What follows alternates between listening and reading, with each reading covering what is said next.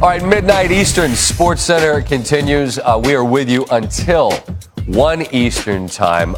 During this hour, obviously, much more on Game 3 of the Western Conference Finals, including some potentially troublesome news if you're a Golden State fan about another injury. We'll get to that in a minute. Stanford Steve and I, your Game of Thrones experts, will have some fun with it.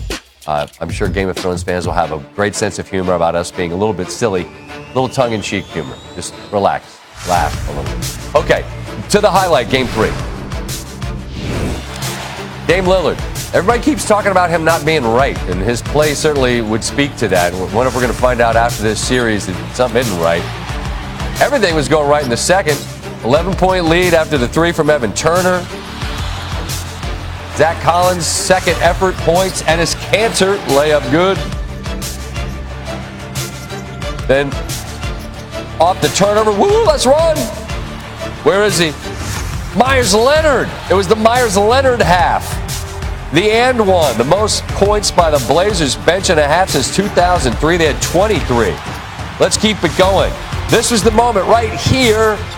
It's as good as it got. 18-point lead for the Warriors, the largest deficit this postseason, and it's Steph's brother Seth that makes the three, and it's all cake and ice cream. But now in the third, here comes the run. It's Seth's brother Steph. The three and the and one, and he begged for the call, and he got it. I don't like when Harden does it. I don't like when Curry does it. I don't like when anybody does it. Draymond, Steve Kerr just called it the best game he's ever seen him play. He did everything here in the third. Backdoor to Clay. Then in transition to Bell, who had just missed a dunk. Doris Burke spoke about that. Said, I got you, young fella. Give you another chance. Redeem yourself. Yeah, Loon with the layup in transition. The third triple-double in the postseason for Draymond. He's got a team record of 7 of those, as we've already established. Now to the fourth. Warriors trying to take over and really put their stamp on this one. Steph down the lane. Nobody stops ball. The lead's now 8. Curry, again, clear airspace, bottoms. The lead is now double digits, just like that. And that crowd in the Moda Center knows that this night is not going to be their night. Steph down low, off glass, finishes with 36 points. Enjoying every bit of this. Then in transition, looks like it's going to be a giveaway layup for Evan Turner. No. Clay told me the other night how much he loves getting dunks. How much does he love getting chased down blocks? Giving everybody stink eye.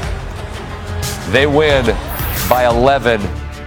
And you see the third quarter has been where the Warriors have clearly differentiated themselves throughout this series. Twice as many assists. Nearly 30 points more, the field goal percentage and the three-point field goal percentage, double digits better than the Trailblazers. And Brian Windhorst joins us now, and I'm going to get to the injury question in just a minute, but the defense in this and the ability in that third quarter to really separate, what were the guys saying after this game?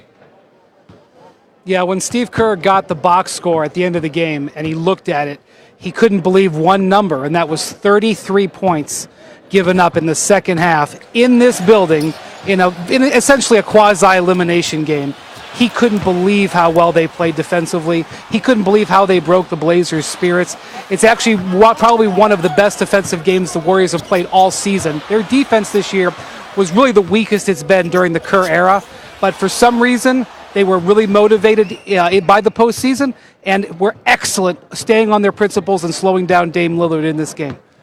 Steve Kerr was just asked a couple moments ago by Rachel Nichols about an injury. I want to listen into this sound, you and I together with everybody at home, and then I want to get your thoughts on the backside. Steve, what was going on with Andre Iguodala in this game? Injury? He was sore, I think lower leg. He just had some soreness.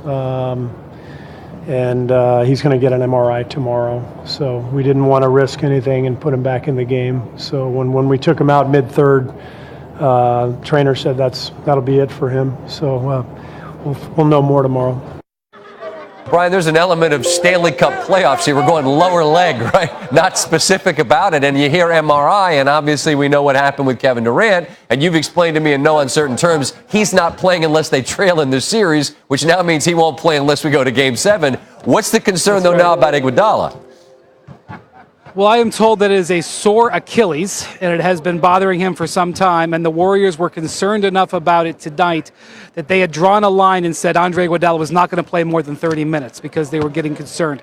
I would be stunned, no matter what the MRI says, if he plays in Game 4, as they've really got to start thinking about the finals now. And remember, last year it was an injury to Iguodala that really sidetracked them in that Rockets series. So they're going to have to start thinking about, facing that maybe Bucks team, or even if it is Kawhi Leonard and the Raptors. So they're going to be cautious with Iguodala. We'll see what the MRI says, but again, I've been told it's an Achilles issue that has been flaring up for a while. All right, Brian, thanks so much. We'll wait to hear what that information is. He's obviously a critical component to this team and has been throughout their success. We'll wait for that news, Brian. Thank you. As we continue, Draymond Green's spectacular performance. He'll stop by the show. Been a frequent visitor through these playoff years. And where in the world? Yeah. No, that's not it. That's not me. No, that's not me. That's me. Bagpipes. I got game. Offense fell apart. We missed some shots, took some tough shots, didn't move the ball as well. They were scoring, so we were taking it out of the net, didn't get any transition. So said at the beginning of the series, to beat Golden State, you got to be able to score. And, scoring 33 in the second half is not going to do it.